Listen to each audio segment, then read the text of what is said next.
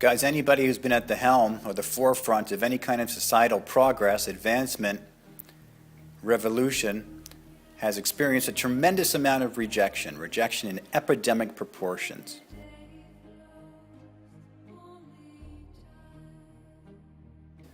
Rejection is one of the things that we desperately need to know how to understand. We need to know how to interpret it, how to process it, and ultimately how to reconfigure our response to it.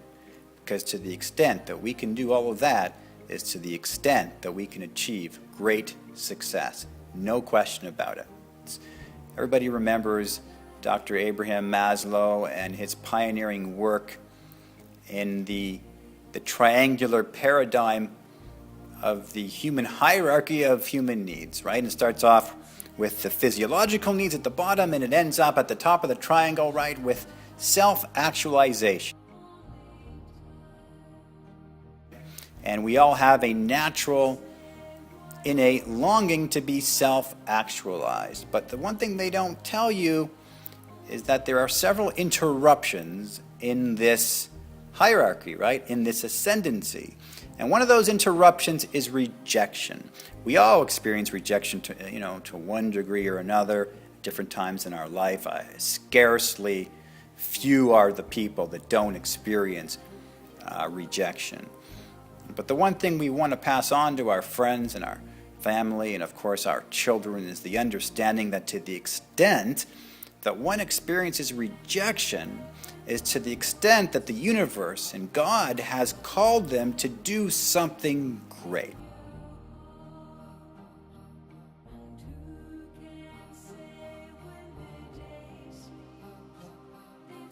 Why? Because rejection does something for the human character that is irreplaceable. And it's the reason it's irreplaceable is rejection leaves you, it's like rejection is the antidote to the herd, right? The herd philosophy. It ultimately leaves a person isolated by themselves, usually feeling lonely. But with what happens when you're isolated and you're by yourself? You're no longer perpetually influenced by all those around you. It's like osmosis, when you're in a crowd, you start to, we're creatures of habit. We start to adopt the habits and ways and nuances and subtleties and personality traits of the people we're around.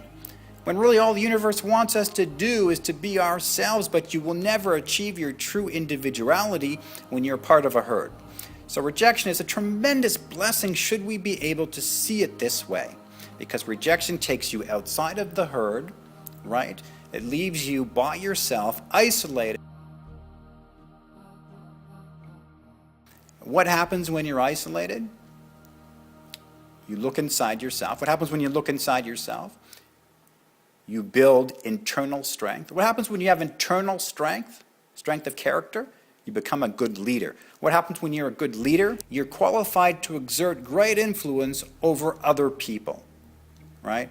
So if only our kids understood this, the opportunity of rejection. So we have to teach our kids that rejection, although it can hurt at the time, because at the time when we're rejected, we feel a sense of, unnecessary punishment, right? And unnecessary suffering. What did we do to deserve this, right? That's the knee-jerk reaction because it goes against our innate sense to fit in, right, and to belong. But you'll never achieve anything of substantial value or merit by fitting in. You'll never, there's no way. There's absolutely no way.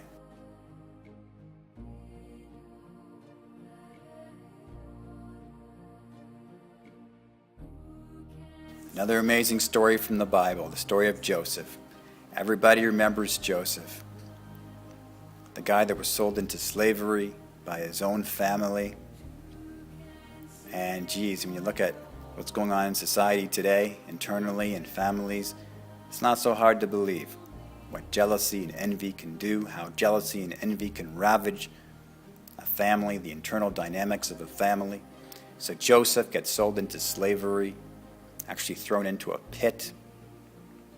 He ends up in prison for years and years and years.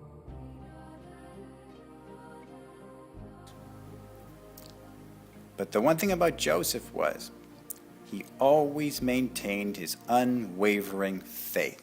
He always knew that this, and what could be worse than the rejection of the people you love the most?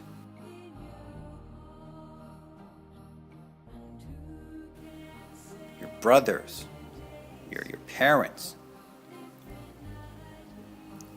But this kind of painful rejection is always the catalyst for something great.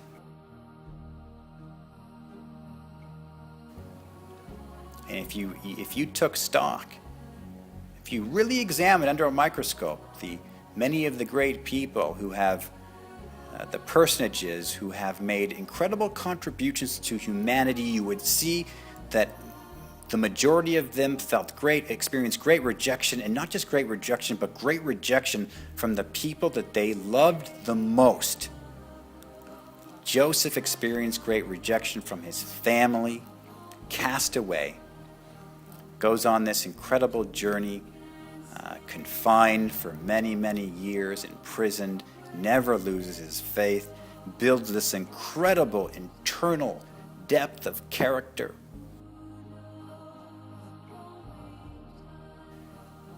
He finally gains favor again, and eventually takes reign as king, and eventually comes back and saves his family, the people that cast him away.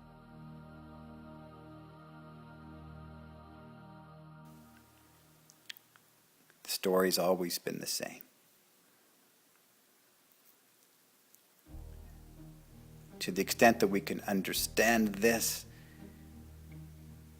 we can look at rejection as a necessary opportunity and a true blessing, and the chance to achieve our destiny here on earth, and more than this, our chance to fulfill God's will. Thank you so much.